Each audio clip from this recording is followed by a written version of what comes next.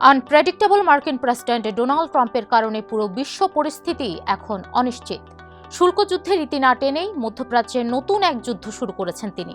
পুরো বিশ্বের চোখ যখন মধ্যপ্রাচ্যে, তখন অনেকটা চুপিসারেই সবচেয়ে বড় রাজনৈতিক সমাবেশ ন্যাশনাল পিপলস কংগ্রেস আয়োজন করেছে চীন, যেখানে আইন প্রণয়ন থেকে শুরু করে সংবিধান সংশোধন এমনকি বাজেট অনুমোদন হবে, যার উপর নির্ভর করছে চীনের ভবিষ্যৎ। অস্থির এই বিশ্বের ভবিষ্যতে টিকে থাকতে কোন কৌশল নিচ্ছে শি জিনপিং সরকার? কঙ্কা ডিপ ফ্রিজে চাহিদা মতো মোড বদলে নরমাল ফ্রিজ করে ফেলুন। কঙ্কা, হ্যাপি থাকুন। চীন অনেকদিন ধরেই বিশ্বসেরা শক্তি হয়ে ওঠার স্বপ্ন দেখছে। বিশ্বের দ্বিতীয় বৃহত্তম অর্থনীতির এই দেশটির এ স্বপ্ন কতটা পূরণ হবে তা অনেকটাই নির্ভর করছে প্রেসিডেন্ট শি জিনপিং কতটা সফলভাবে দেশের অর্থনীতি সামলাতে পারেন তার উপর। এক্ষেত্রে তাই বৈশ্বিক অস্থিরতার মাঝেও অর্থনীতিকে স্থিতিশীল রাখাতেই বেশি জোর দিচ্ছেন শি। লক্ষ্য পূরণে চীনের মানুষকে বেশি খরচ করতে উদ্বুদ্ধ করছেন, যাতে করে দুর্বল হয়ে পড়া অভ্যন্তরীণ অর্থনীতি শক্তিশালী হয়। একই সঙ্গে প্রযুক্তিতে চীনকে শীর্ষ অবস্থানে নেওয়ার চেষ্টা চালাচ্ছেন তিনি। লক্ষ্য, বিশ্বের অন্য দেশগুলো যেন রোবট বা এআই প্রযুক্তির জন্য চীনের দিকে তাকিয়ে থাকে। এর বাইরে নবায়নযোগ্য জ্বালানি উৎপাদনও দ্রুত বাড়াচ্ছে বেইজিং। লক্ষ্য, তেল ও গ্যাসের আমদানি কমিয়ে স্বনির্ভর হওয়া। আর এসবই হচ্ছে চীনকে স্থিতিশীলতার প্রতীক হিসেবে বিশ্বের কাছে তুলে ধরতে।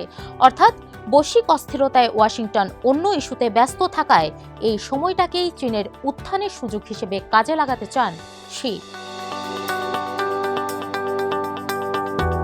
গত কয়েক দশক চীনের অর্থনৈতিক প্রবৃদ্ধি রিয়েল এস্টেট ও অবকাঠামো প্রকল্পের উপর নির্ভরশীল হলেও সেই ফোকাস এখন প্রযুক্তি ও শিল্প উন্নয়নের দিকে নিয়ে যাচ্ছেন শি জিনপিং।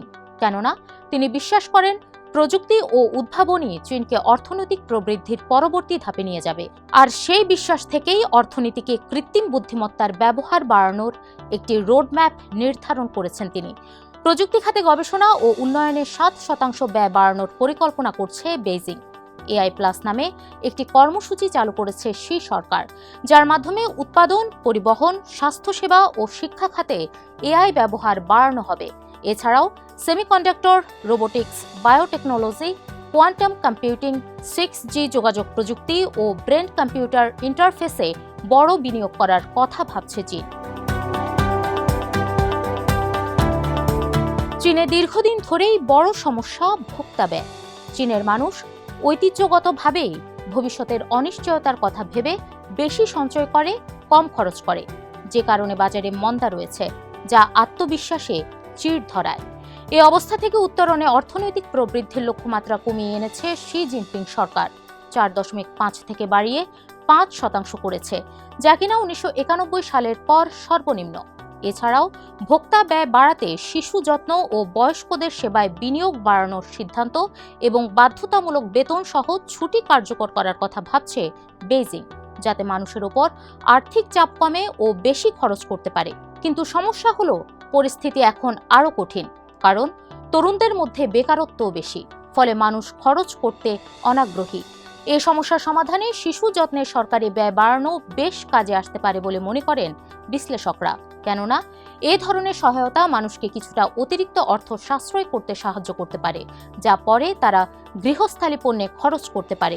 তবে বিশেষজ্ঞদের মতে, মানুষ যদি খরচ করতে অনিশ্চিত থাকে, তাহলে শুধু প্রযুক্তির উপর নির্ভর করে উচ্চমানের প্রবৃদ্ধি অর্জন করা কঠিন। যদিও এ ব্যাপারে আত্মবিশ্বাসী বেইজিং। শি জিনপিং এর বিশ্বাস, এআই শিল্প এবং উদ্ভাবনী অর্থনীতির পরবর্তী ধাপকে এগিয়ে নেবে।